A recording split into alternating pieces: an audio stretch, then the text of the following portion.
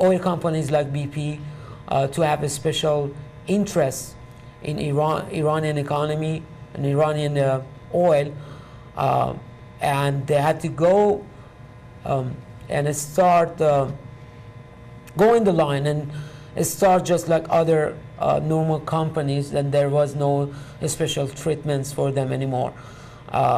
So 1979, interesting. He was toppled down. Very interesting. And that's when the Ayatollahs came in? Yes. Coincidence? I don't think so. I'm not a coincidence theorist. Most people call me conspiracy theorist, but I'm not either one. I just study the facts. We have another clip on that, the Chinese, China favors euro over dollars as Bernanke alters the path. Is that ready? All right.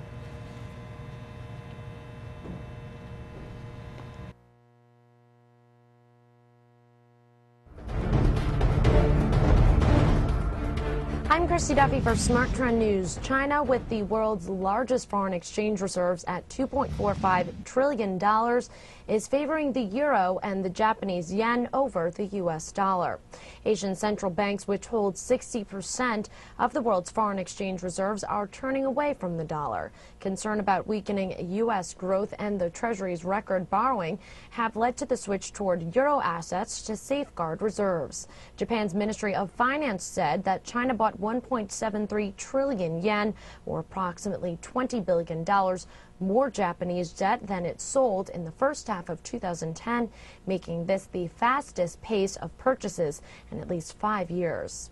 China's position may make it harder for the greenback to rebound after falling from its peak this past June. According to Treasury Department figures released today, the nation cut its holdings of U.S. government debt by $72.2 billion, or 7.7%, from last year's $939.9 billion.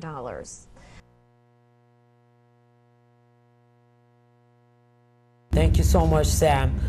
And do you guys have any comment on that? Not really. Just the fact that we're so much indebted to China that we're already a bankrupt nation. Very sad fact. That mean we're a debtor nation too? Yeah, unfortunately, yeah, I guess I was in a bank talking to a teller, and there was a sign here, FDIC insured, and it said insured by the faith and backing of the United States government. And I asked the teller, I said, don't they mean the Chinese government? And she just laughed and goes, yeah, I think that's a typo. good teller, because most of them don't even know what does that mean. Yes. Go ahead. Moving on to the next segment, and it's called Order Out of Chaos. As you know, recently, whenever you turn on the TV, you see one disaster after another. Now it's Pakistan, and Europe, the whole Europe is underwater. Pakistan is underwater when you turn on the TV.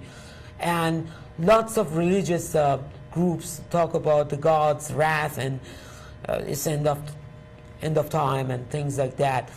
I just wanted to see if we can run that clip, because I have an idea of why you see things like that. It's called Government Philosophy 101. What we need right now is a clear message to the people of this country. This message must be read in every newspaper, heard on every radio, seen on every television. This message must resound throughout the entire interlink. I want this country to realize that we stand on the edge of oblivion. I want every man, woman, and child to understand how close we are to chaos. I want everyone to remember why they need us.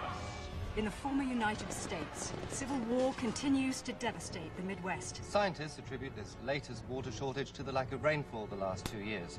Ministry officials expect water coupon prices to rise. Police have arrested 9 suspects. Can you believe this shit? Reporting avian flu been going vaccine. on all summer. Outside the quarantine zone, a new airborne pathogen has killed 27 people. Authorities have uncovered new evidence linking the terrorist organisation called V to the St Mary's viral attack on London 14 years ago.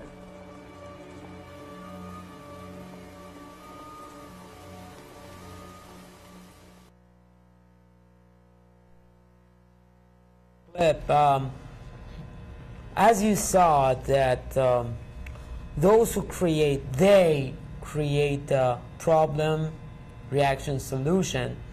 They want people or the mass think that this is the end of the world and they need the government, or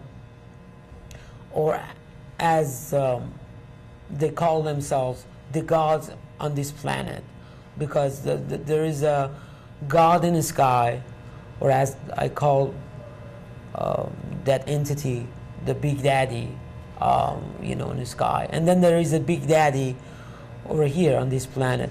I'm not saying that there is no God or anything like that. I don't want to get into that. I'm just saying that the idea, people want to be protected, people want to feel safe. But if they turn on the TV and they see there is no protection and everything is chaotic, the whole earth is going out of its axis, what do you think they might think? That either they go to the church, or they go, or church, mosque, or whatever, or they rely on government for their protection. Exactly. And they will fall back on government or the church. Yes. One of the two. Yes. And I'm not saying that the things are not happening on this planet. Yes, of course, the big corporations are polluting the sea, oceans, and earth and air. I'm not saying that. There is always, I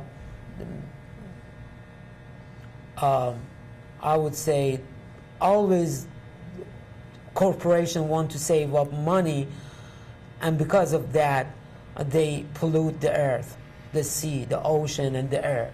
That's for sure, because unfortunately, everything that we see is based on making more profits. And I will get into that point that money itself is not a bad thing. Money is just a tool. Actually, Chinese made it because it was easier for a merchant to carry the money, the paper money, from China to Rome or Italy than carrying lots of gold and being robbed with the bandits who rob caravans. And Persians actually backed money because it was a great way of transferring funds from one city to another city or one country to another. But the way that they are using it now is wrong. Everything is based on money. So because of that, corporations are polluting the earth and air and ocean. But what you're seeing right now is kind of makes you wonder. The earthquakes, the flood here, there, you know, it makes you wonder if they're really natural. And we go over it by a little bit